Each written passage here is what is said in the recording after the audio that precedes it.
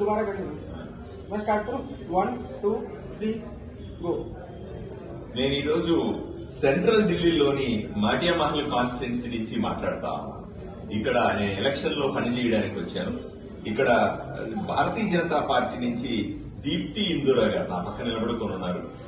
వీళ్ళు కంటెస్ట్ చేస్తా. వీడి భర్త హితేందర్ జీ గారు నాకు మంచి స్నేహితుడు. ఎప్పటి నుంచో మేము కలిసి పనిచేస్తున్నాం భారతీయ జనతా పార్టీలో. ఈ కాన్స్టిట్యున్సీ చాలా విలక్షణమైనటువంటి కాన్స్టిట్యున్సీ. సెంట్రల్ ఢిల్లీలో పార్టీతో పాటుగా పార్టీ సెంట్రల్ ఆఫీస్ కూడా ఇదే కాన్స్టిట్యున్సీలో ఉంటది.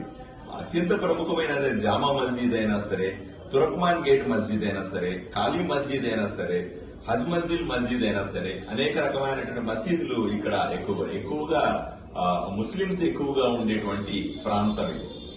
ఈ కాన్స్టిట్యున్సీలో నేను ఆంధ్రప్రదేశ్ లో ఉన్నటువంటి భారతీయ జనతా పార్టీ కార్యకర్తలకందరికీ కూడా రిక్వెస్ట్ చేస్తా ఉన్నా.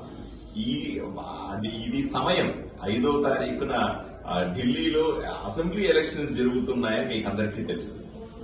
ఎవరెవరైతే మీకు తెలిసిన వాళ్ళు గాని, బంధువులు గాని, స్నేహితులు గాని, ఇంకెవరైనా సరే ఆంధ్రప్రదేశ్ మీకు సంబంధించిన వాసులు ఎవరైనా సరే ఢిల్లీలో ఉంటే దయచేసి వాళ్ళకందరికీ ఒక్కసారి ఫోన్ చేసి గాని, వ్యక్తిగతంగా కానీ చెప్పండి. భారతీయ జనతా పార్టీ అధికారంలోకి వస్తేనే ఢిల్లీ బ్రహ్మాండంగా ఎదుగుతుంది. ఇప్పుడు అధికారంలో ఉన్నటువంటి ఆమ్ ఆద్మీ పార్టీ అయినా సరే, ఇంతకు ముందు అధికారంలో ఉన్నటువంటి కాంగ్రెస్ అధికారంలోకి మళ్లీ వస్తే ఈ రాష్ట్రం నాశనం అయ్యే పరిస్థితి ఉంది. కాబట్టి మీ అందరినీ మీకు రిక్వెస్ట్ చేస్తాం.